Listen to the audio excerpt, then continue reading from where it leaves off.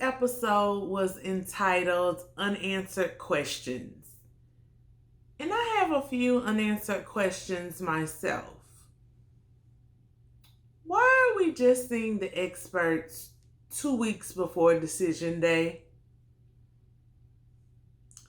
Does Chris have a mirror at his house? Anywhere? When exactly is Virginia going to sign up for rehab? And why won't Clara tell Ryan the truth? She told production and everybody else, so it's not like he won't see it. Yeah.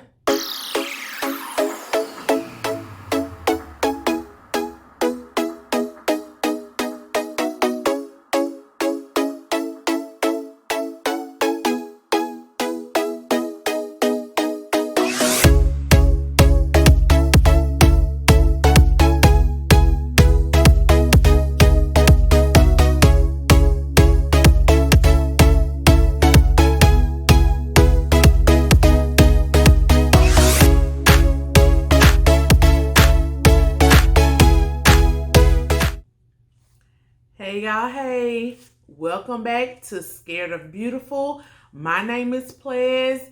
If you are new here, please subscribe to the channel. Make sure you like the video. Leave your comments and thoughts on this episode.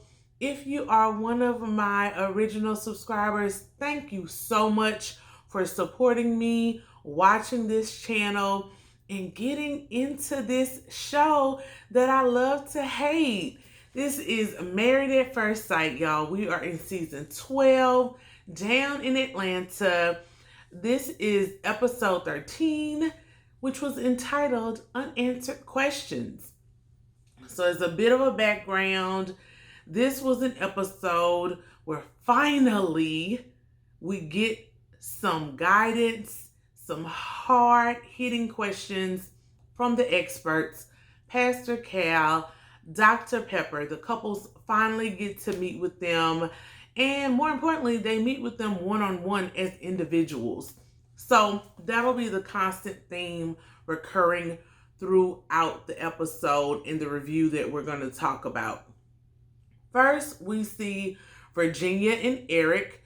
Virginia's sister that she always talks about comes down. They haven't seen each other since the wedding. She brings her 2 little boys, and they start talking about how the marriage is going. Virginia's sister, Jen, tells the confessional talking head that Virginia has not really had any serious relationships. We could tell that. But I also think that that is another strike against the experts. Why would you pick someone to be married who hasn't been in any serious or substantial relationships? And we see how this is playing out in Virginia, not really recognizing what it means to be married, always wanting to be out with her friends. Next, we see Erik leaves to give the sisters some time to talk. He takes the dogs out with the boys, and her sister says, can I trust him with my kids? And I was like, huh?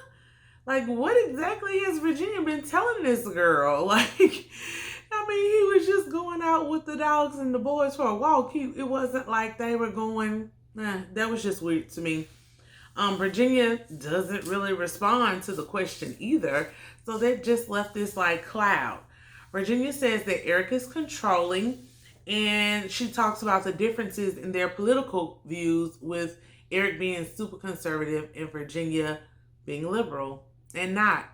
And they kind of fade on out on that conversation. But it's a conversation that they need to confront head on. You know, politics, religion, financial differences are things that can definitely tear up a marriage, particularly once children come along and get involved. So they got to stop avoiding it and have these conversations. Next, we see Brianna and Vincent. As we know, they are our star couple, the one couple that's really doing well. They have a hard conversation. They get into the finances. They break down their budget of what they want their budget to be as husband and wife. Brianna admits that she's not frugal, honey. She likes nice things and she likes to spend. One of the nice things that she likes to spend on is her personal upkeep, her personal maintenance. She spends about $250 monthly for her braids or whatever hairdo she's going to do for the month. She also spends on manicures and pedicures and waxes, which adds up to about $405 for the month. I think the hair budget was a little off. I don't think you have to get braids every month, even if that's your choice hairstyle. Braids generally can last 6 to 8 weeks. Some people stretch it to 12, but whatever. It's her money. I just think she might be overspending just a tad. Next, we see that they talk about clothes. She normally wants to spend $300 to $400 a month for new clothes every month. Vincent is like, no. So she agrees to lower that down to $150, but then she doubles back and say, no, $250. He lets it go. Vincent says, how about $200 a month for entertainment? Brianna's like, no, that's one date. And she bumps it up to $350. Total budget. Look, I saw a budget. The total budget monthly for them and their expenses ended up being $9,127.50. Let's get into a few of these items, y'all. There was a cookie line for $90. I didn't know if that was some kind of code word that they were using.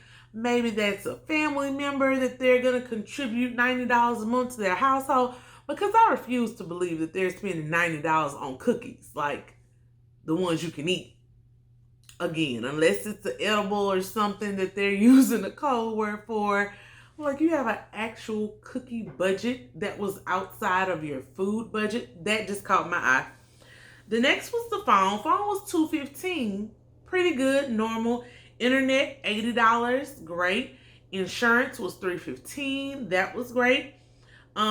She didn't break down what type of insurance that was, if that was auto, life, health, but that's what we got.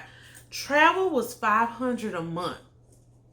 And that really confused me because I'm like, is this something that you're setting aside? Because I know some people do like a cash envelope system or a system where you save every month for something big.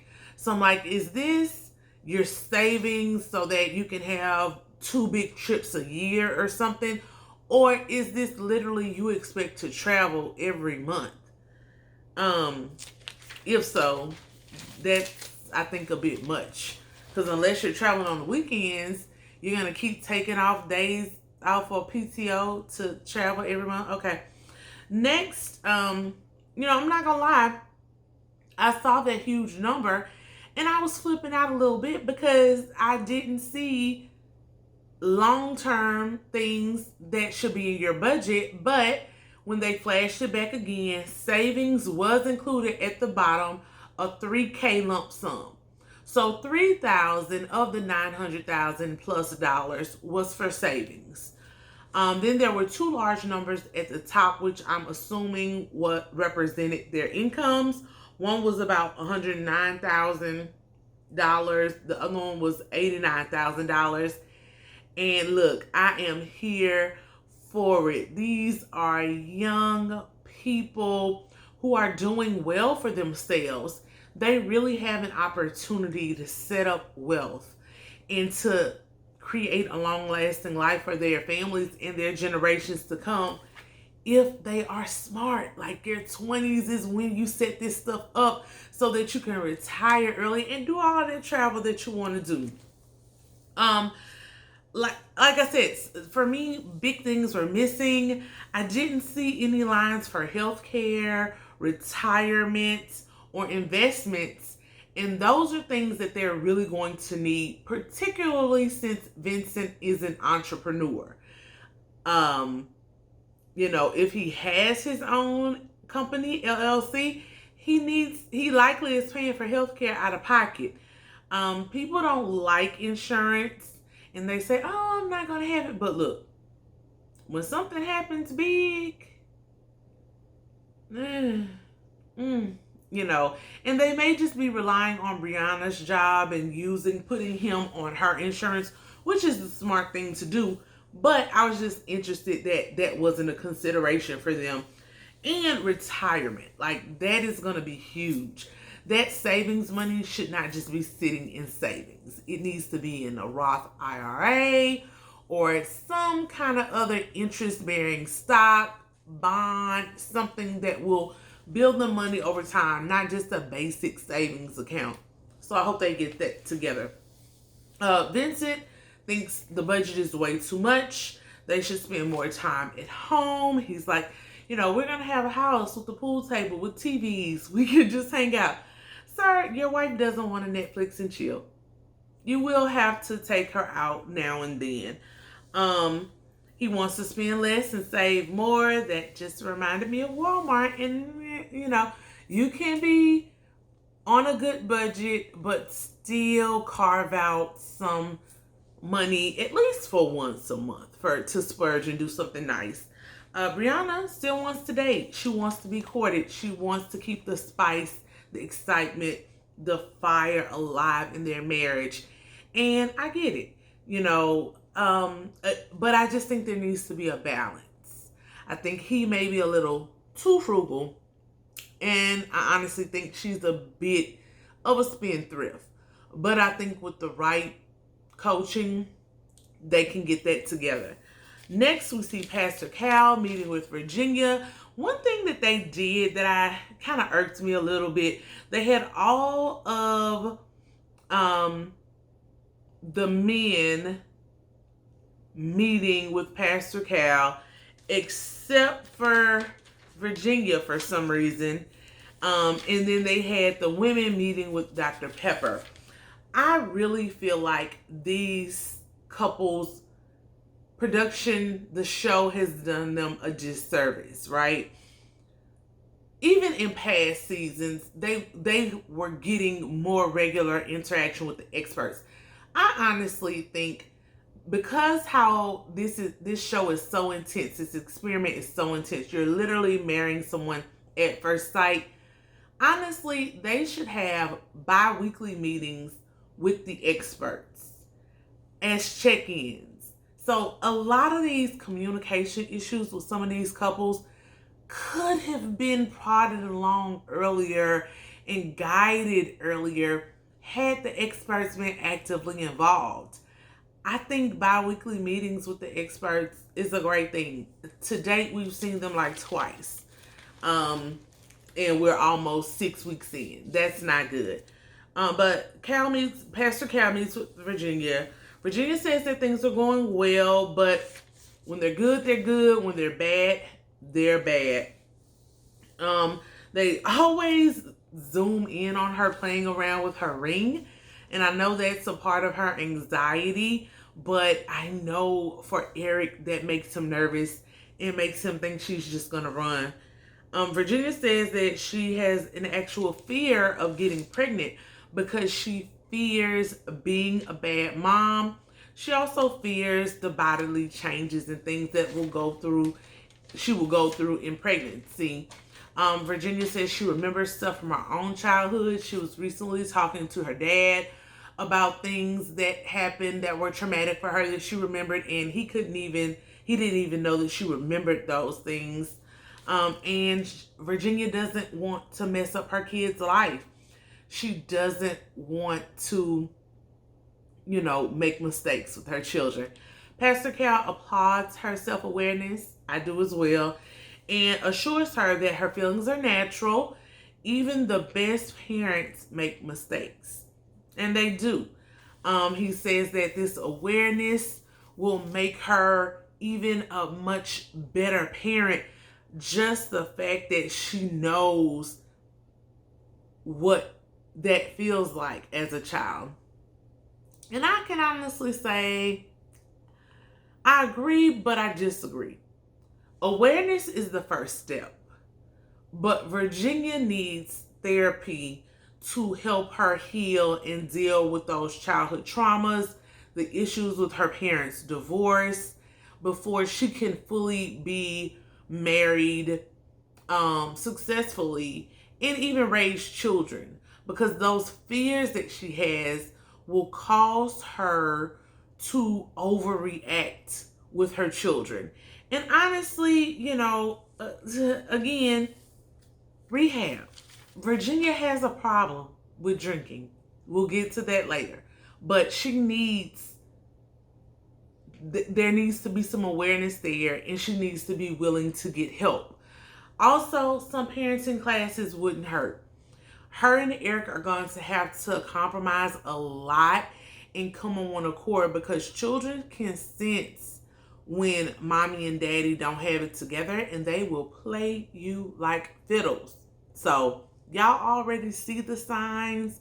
Try to get it together before the children come. Next, she talks about how Erik places ultimatums on her with him wanting kids. And this scares her because she believes marriage should be no matter what. No matter what, I'm sticking with you. I am in this with you. No, ma'am. That's a very immature perspective, particularly because you chose to get married in this way. Now, again, I fault the experts, because those things should not be ignored. Future contestants, y'all got to be honest. People can't properly match you unless you are honest. And I feel like a lot of these couples are now voicing concerns that they didn't really say to the experts before. But to me, even if someone says, oh, I don't know if I want kids, do not pair them with someone who definitely wants kids. So I will say that Erik is wrong in the way he presents it to Virginia. That ultimatum, like the language that he uses, is wrong. But he is allowed to have his non-negotiables.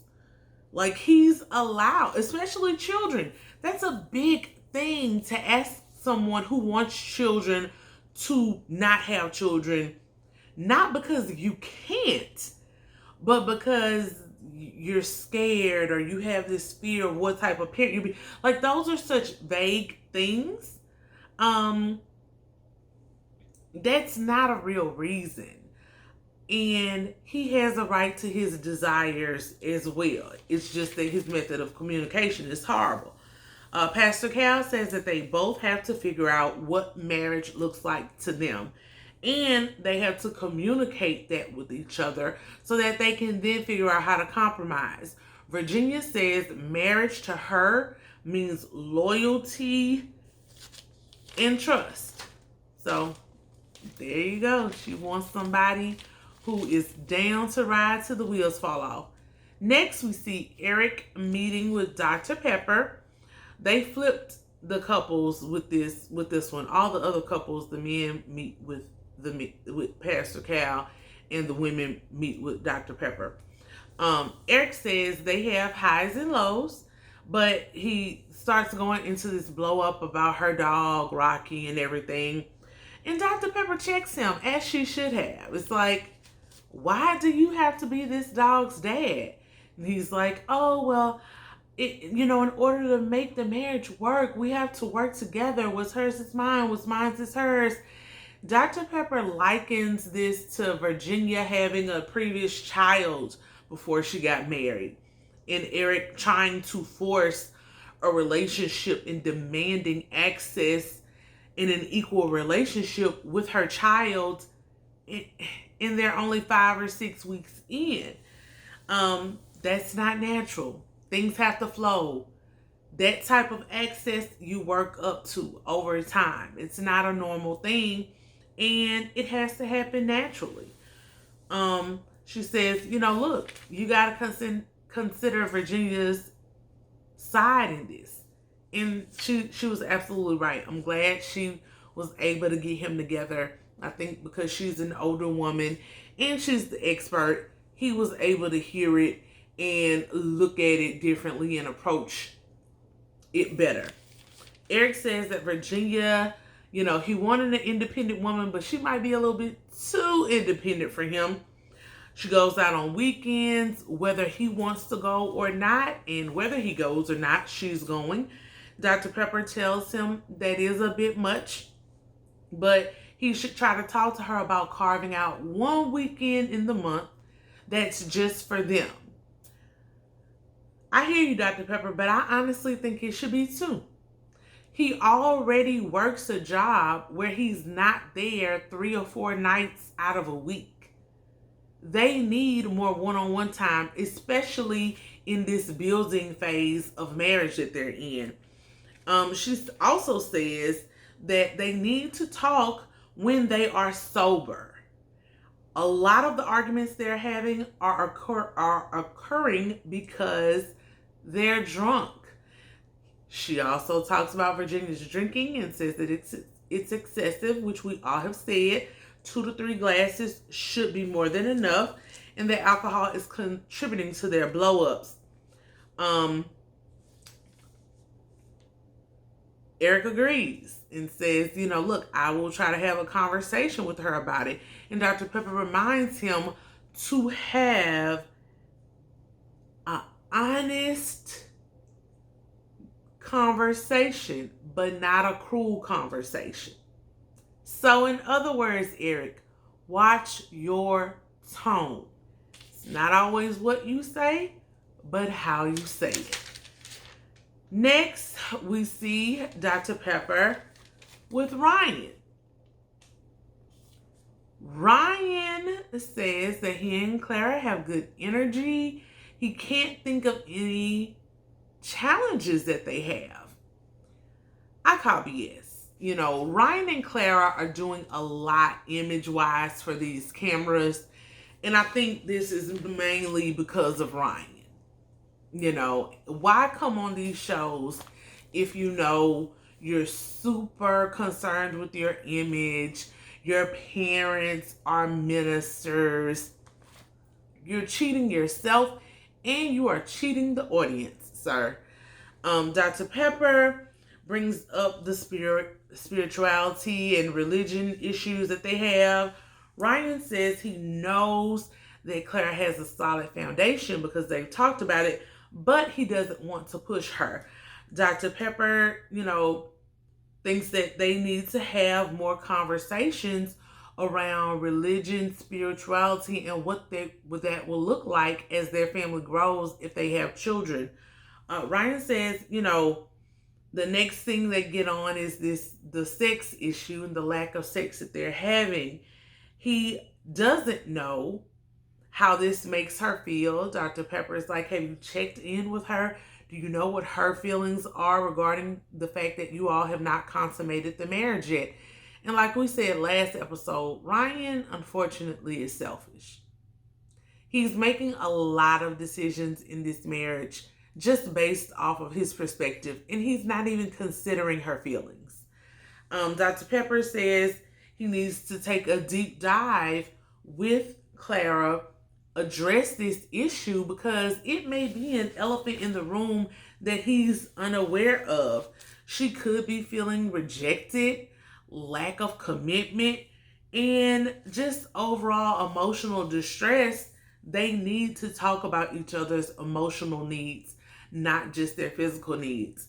And I'm here for it. Dr. Pepper gave him the advice that he needed to hear, at least to put himself in someone else's shoes. It's not all about him. Pastor Cal meets with Clara. Clara is surprised that their marriage is going so well. She gives it a 10 out of 10. Man, Stop it. I don't understand why they both are not talking about this sex issue. Again, Clara has gone off about it to the other ladies. She's vented about it to production. You know, counseling and therapy only works if you're honest. You cannot get better. You cannot address the issues in your marriage, in yourself, your traumas, nothing until you are honest, open, transparent, vulnerable, until you lay it on the line. Nobody can help you fix it. And I really need them to stop this. Like, it's super frustrating. After some prompting from Pastor Cal, Clara admits that it bothers her that he has never said, I love you to anyone. She admits that she loves him, but she's not going to say it because she doesn't know how he will receive it. She's trying to play her cards close to her chest. Pastor Cal dropped probably one of the best messages ever at this point. And he said, a marriage can't be 10 out of 10 if a person cannot communicate their true feelings to their partner. You can't.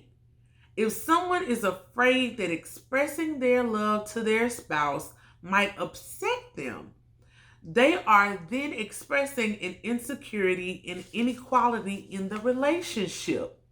Yes, Pastor Cal. That girl sitting there lying, talk about it's 10 out of 10, but you can't even tell him how you really feel. That's not a 10 out of 10 relationship. Y'all are playing games. The question that she wants to ask Ryan is, when can we get to I love you? How do we get there? Pastor Cal asks if they've had sex. Clara says that they're taking it slow. She wants to take it faster, but Ryan has been in other relationships without sex. Long-term relationships. Weeks, months, years.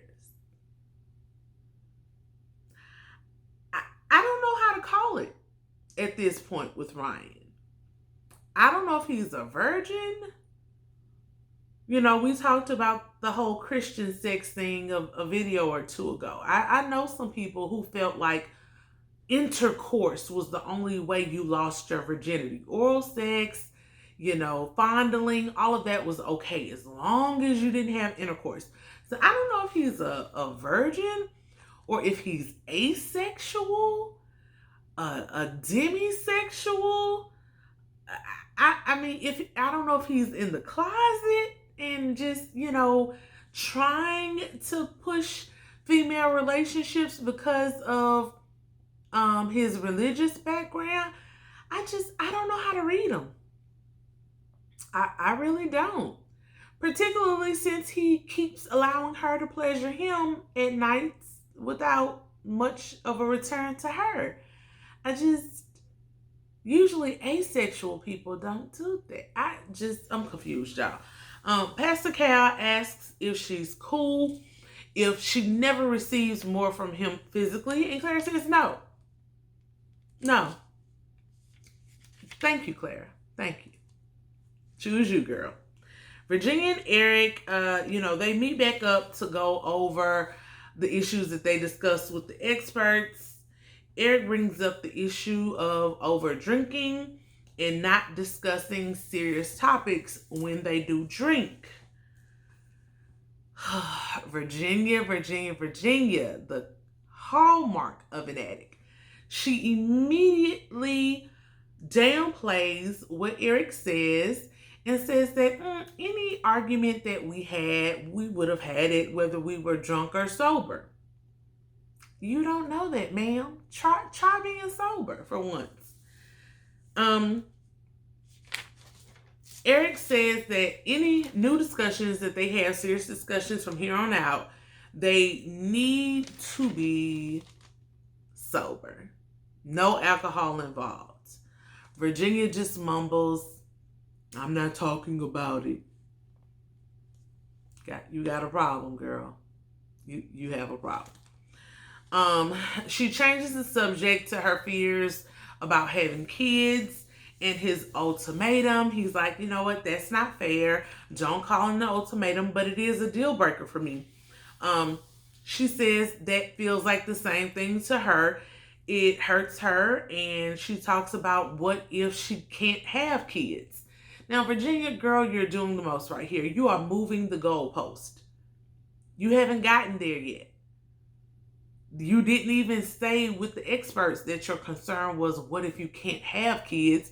You just said you weren't ready. You had a general fear of pregnancy. You were scared you were going to be a bad mom. Erik is like, no, like, I wouldn't leave you if it was a physical impossibility that you couldn't have children. And he affirms that he believes that she will be a great mom when the time is right. She doesn't agree, but says okay. He next talks about the deal for them to have 1 weekend a month that's just for them. She said, it's cool as long as we plan it. Erik says, sometimes you just may have to cancel some plans that you have with friends for your husband. Girl, my husband came home. I can't do it tonight. Virginia says that will annoy her if she has to cancel plans with her friends because she always plans her events a week in advance. Girl, ma'am, I don't believe you. You show up late to work every day. You're drunk 3 to 4 days out of a week, but you are a strict planner. I don't believe you. She wants him to compromise and learn how to plan weekends with her. Y'all, there are too many red flags with Virginia. She was not ready at all. The drinking, the general immaturity, and then still wanting to hang out with friends whenever, regardless of how this makes her husband feel. Like, no ma'am. She wasn't ready to be on this show, nor was she ready to be anybody's wife. Next, we see Clara and Ryan. They talk about what went on when they met with the experts. Ryan asks about religion and then, what that looks like with a family and kids. Clara wants her kids to be able to learn on their own and explore. She doesn't want them to be forced into any particular religion or to go to church regularly. She says that her dad never went to church, and so to her that showed her that people can have different beliefs and they still can be happily married and raise children. She then kind of just dismisses it, shrugs it off, and says, we'll cross that bridge when we get there. Nah, sis. Some bridges need to be crossed before you get there. Ryan basically tells the confessional that won't work for him. That's not what he was looking for her to say. It's not what he was hoping to hear. He wants his kids raised in church, and that's very important to him. He changes the subject to her thoughts on his feelings about sex. Her thoughts on his feelings about sex. I don't really think that was the question that Dr. Pepper said that he should ask, but hey, Claire downplays her feelings yet again and says, I'm a little sexually frustrated, but I really respect you. Ma'am, use your voice, use your words. Quit doing this. He tells her he's not saying no just to say it, but that he really wants sex to be meaningful for them, wants it to be when they have a solid connection and not just a checkbox. She asks, okay, well, how are we on that connection? Where are we? Is it happening anytime soon? He says he doesn't know. You, Ryan, you have to let her know what progress y'all are making. Like, you're just holding it hostage at this point. It's a lot. Paige, we now see her meeting with Dr. Pepper. Dr. Pepper apologizes to Paige. It's deserved. She said that Chris looks good on paper, that they didn't know the mess that he was behind the curtain.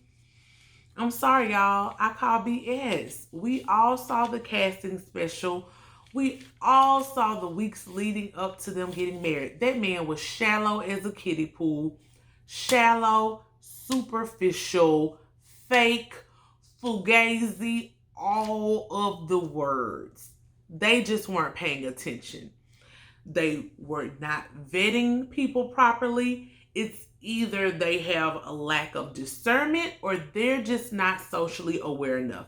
They're out of touch. Maybe we need to recast and get some younger experts. I don't know. Paige says that she's been questioning herself lately, wondering what she did wrong. You did nothing wrong, girl. I mean, you were a little desperate and pressed to be a wife. You stayed too long. But you know, you were doing what you thought was the best. But do not take this on as something you did. Chris is trash. Dr. Pepper calls Chris an extreme narcissist. Accurate. And she doesn't want Paige to take on those feelings. It's not her. Absolutely not. Paige says, why would he come on the show and make this commitment if he hadn't closed doors in his past?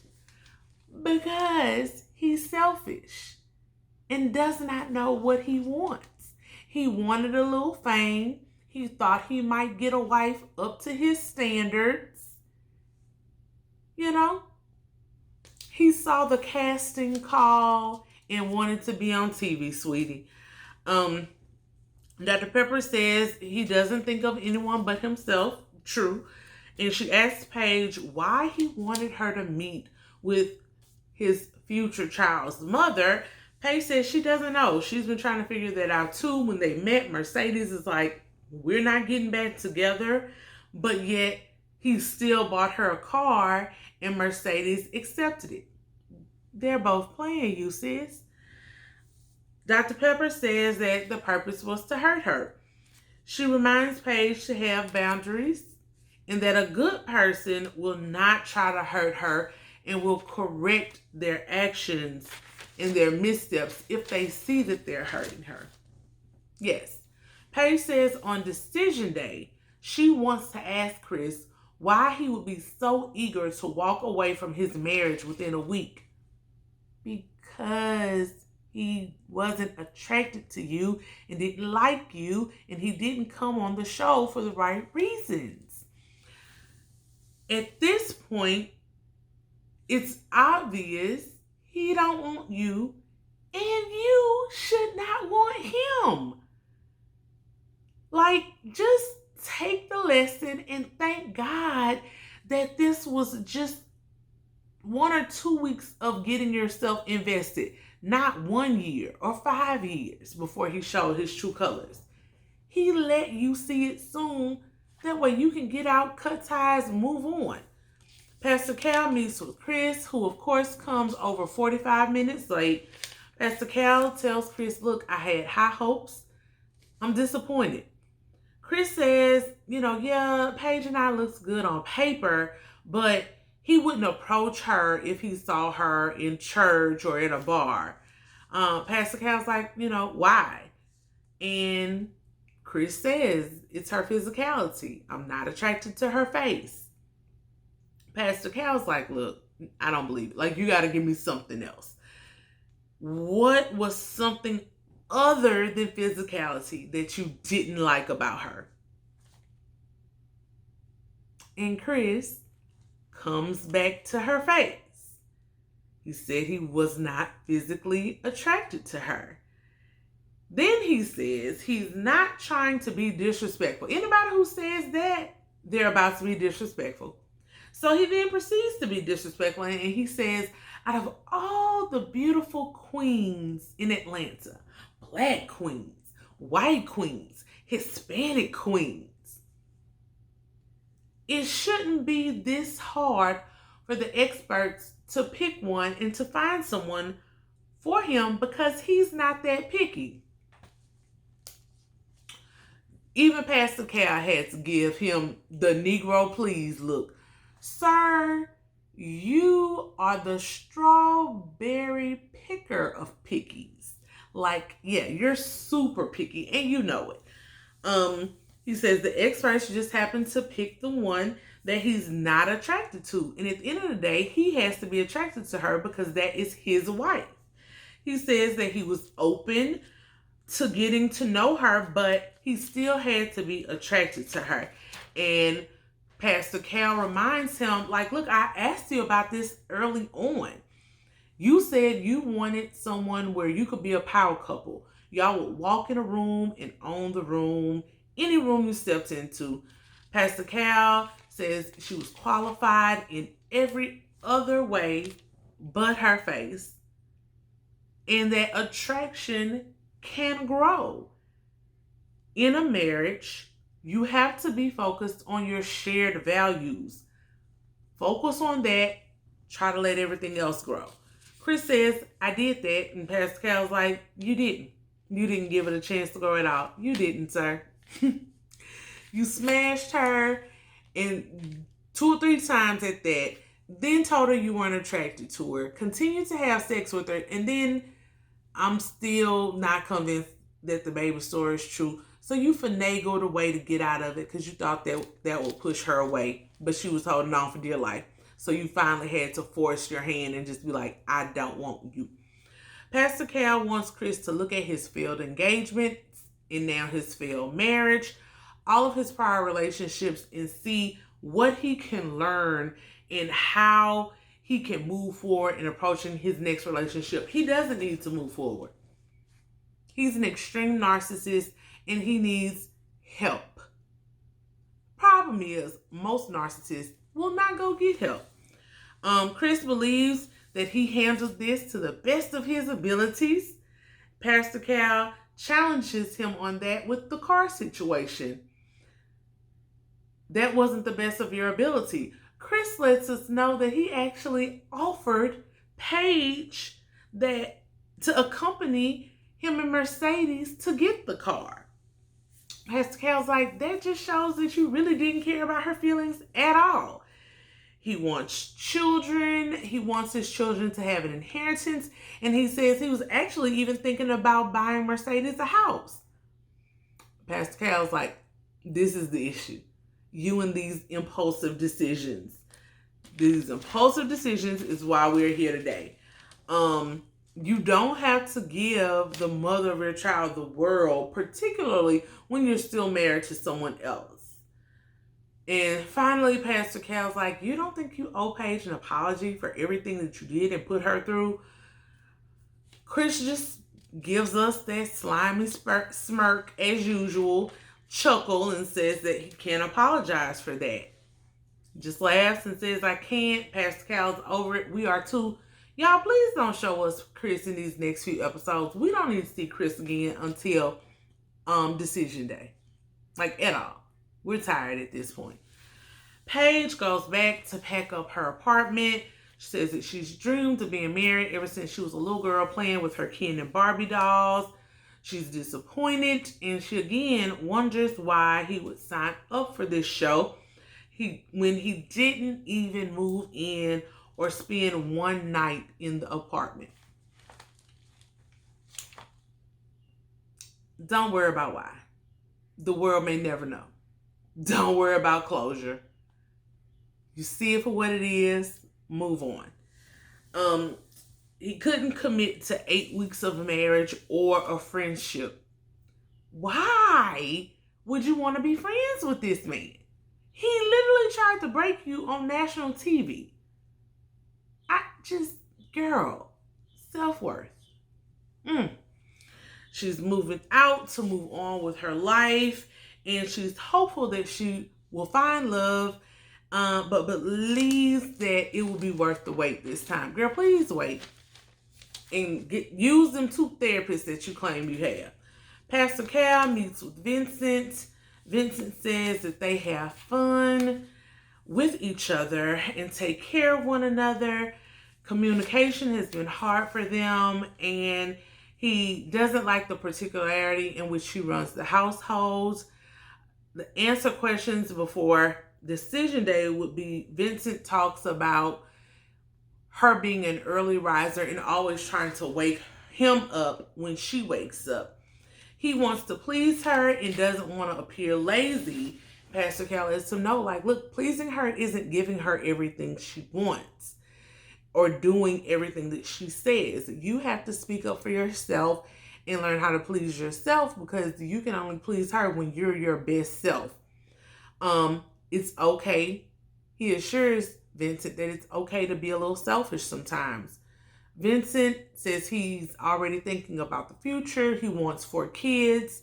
Next, we see Brianna meeting with Dr. Pepper.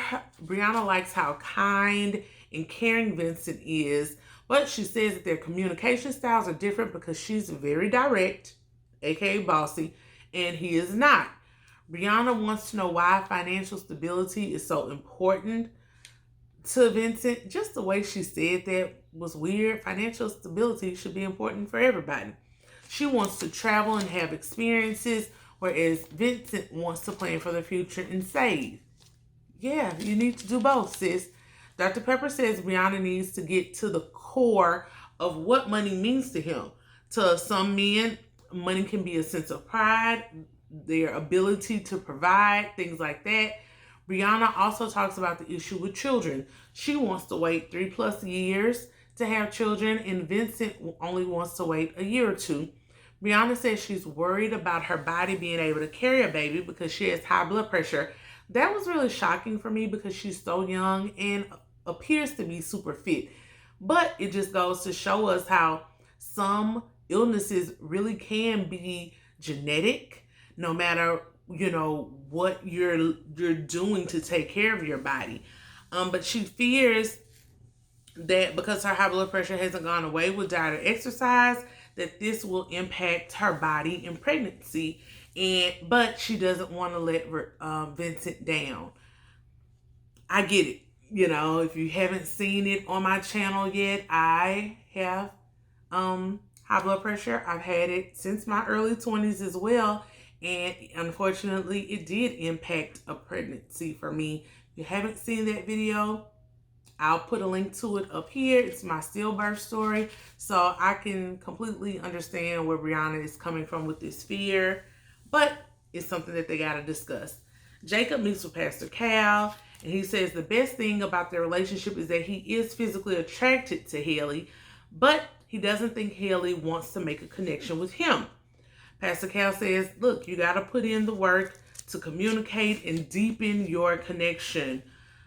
Jacob says the question he wants to know is what caused her to pull back in Vegas? Poor Jacob. Pastor Cal says, what would you like to know about her? Jacob is just like Ryan. He only sees his side. He doesn't ever think about the other person. Jacob says he wants to know what her expectations are of a husband and what is needed to engage and have intimacy. Keeps going back to that. Pastor Cal says he believes Jacob is in it for the right reasons and that he is still willing to try. Jacob says he's willing. He wants to give it another shot. Haley meets with Dr. Pepper, and she says the good things about Jacob is that he's loyal and stable, but she can't find a common ground with him or a connection. Dr. Pepper says, y'all don't know each other. You haven't communicated on a deeper level, and they haven't. It's been very surface. She asks Haley what would be her questions, and Haley says, he can't verbalize to me what he's been doing for the last 10 years or even what his dreams are. Dr. Pepper says, from what I've seen, Jacob appears to have made some changes, but you haven't. And they show this montage of all the things Jacob has been trying to do to appeal to Haley. We've already said it. Like, yeah, he's been trying, Haley. You're the one still with the walls up. Dr. Pepper worries that Haley is looking for someone to just drop in her life, a ready-made person. And that's not how it works. Haley says she put a lot of expectations on her life. She gets really emotional. So you can see she's a perfectionist. And this process has brought about a feeling of failure for her. Dr. Pepper's like, look, it's not too late. Y'all can start over and you can fight for your marriage if you want it. I don't think Haley wants it though. Brianna and Vincent meet back up with each other after meeting with the experts. Brianna asks Vincent, how does he view the value of $1? Brianna believes that she works hard and should be able to enjoy her money. Vincent wants to be more strategic about their money, building wealth and saving for their future. Brianna asks, well, does that mean that I need to make changes too? She still wants to be courted. And Vincent's like, yeah, we both need to cut back. You can cut back a little bit. And so she says, well, every dinner doesn't have to be $200. And we can do some free activities, some outside activities like hiking, things like that. Vincent asks about the getting up, early rising situation. She says that she believes, when you get up earlier, you can be more productive throughout the day. And so he asked, well, what would be your compromise? And she was like, well, you mean our compromise? Girl. She says they could go to sleep earlier so that they get up earlier. Ma'am. Like, this girl, this poor baby, I got hope for her, but she's bossy even when she doesn't see that she's being bossy. That is not a compromise for him. Then she lectures him about being on his phone at night. And it's like, you can't go to sleep because your brain is still working. Oh, God. Not a compromise, sis.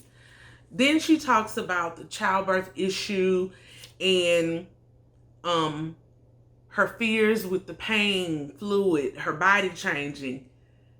She never said any of this with Dr. Pepper, but okay. Then she talks about the high blood pressure issue, which is really the important issue. Vincent says, the longer that you wait, the harder that it will be for her. And Vincent definitely wants children.